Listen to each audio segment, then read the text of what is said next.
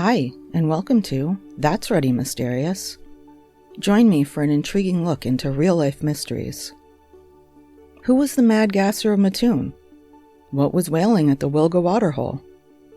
I'm not going to solve those mysteries, but they'll be interesting to learn about.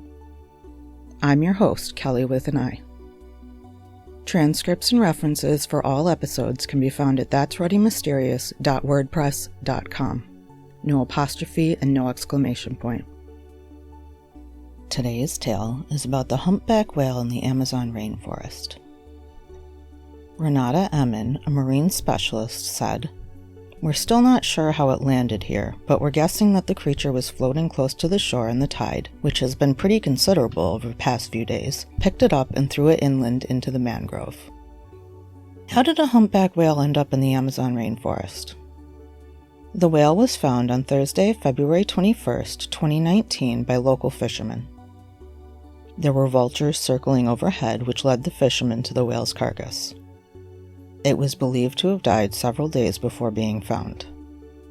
The skin, which is normally inky, had peeled off, leaving behind a layer of grayish-white. The whale was found near the mouth of the Amazon River on the island of Mareja in Brazil. It was found in Araruna Beach in the city of Saur, which is near Morro de Padre. The carcass was about 15 meters or 50 feet from the ocean shore and close to the mouth of the river. It was 8 meters or about 26 feet long and weighed 10 tons or about 11 US tons. It belonged to a male humpback whale. There were no wounds on the body to explain how it died. Videos of the carcass led to interest from the wildlife nonprofit Bicho d'Água, who sent 10 biologists to figure out what had happened.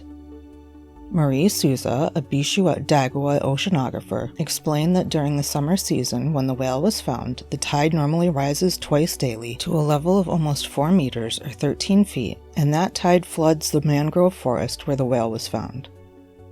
The tide brings in trash from the ocean, which comes from ships and a lot of places around the world. She believes this explains how the whale's carcass, which had been inflated due to gases, was deposited in the mangrove forest. She went on to explain that how the whale's carcass ended up at the mouth of the river was only part of the mystery. They were also trying to explain why the whale was in the area to begin with. Humpback whales are not normally on the coast of Brazil in February. They are usually in the area during wintertime, not summer. During the Amazonian summer, humpback whales usually travel to their Antarctic feeding grounds over 6,000 kilometers or 4,000 miles away. The Municipal Secretariat of Health, Sanitation, and Environment was looking into why the whale was so far from its natural habitat. There were some clues. Based on the size of the carcass, the whale was most likely a calf, no more than 1 year old. It was half the size of an adult humpback whale. Bicho d'Água Institute explained on a Facebook post, along with some pictures of the whale, that it was not an adult animal and not as big as it looks in the images.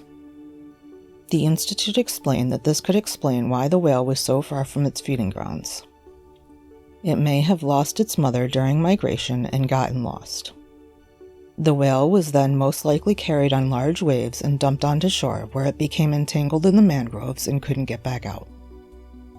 It's also possible, as suggested by the Miami Herald, that the whale died from eating plastic waste and its carcass was carried onto shore by turbulent seas.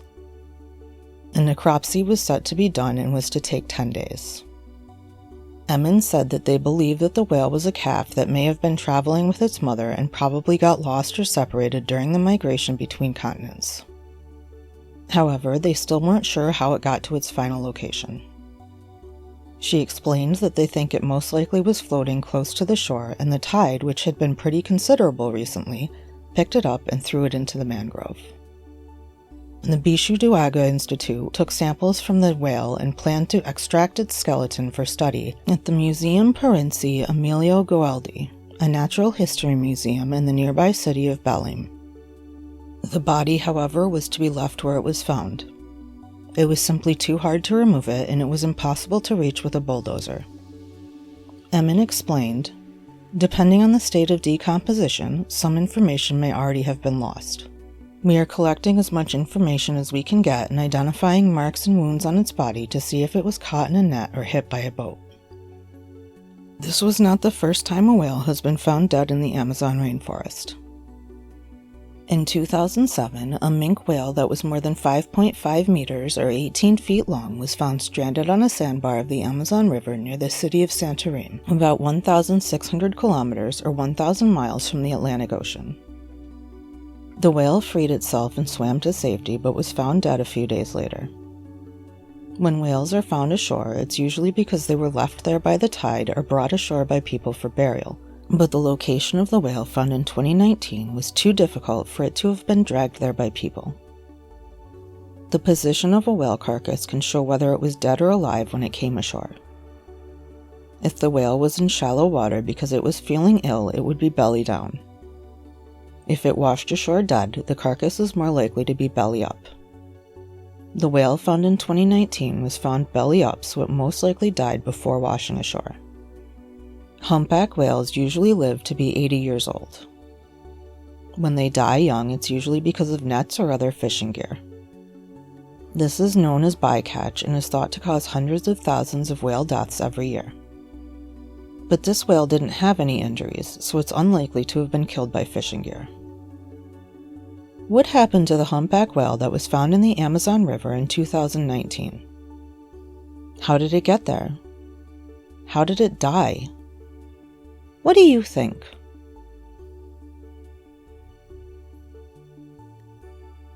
Leave a comment and let me know what you think. Thanks for listening to today's episode of That's Ready Mysterious. Join me next week for another captivating mystery.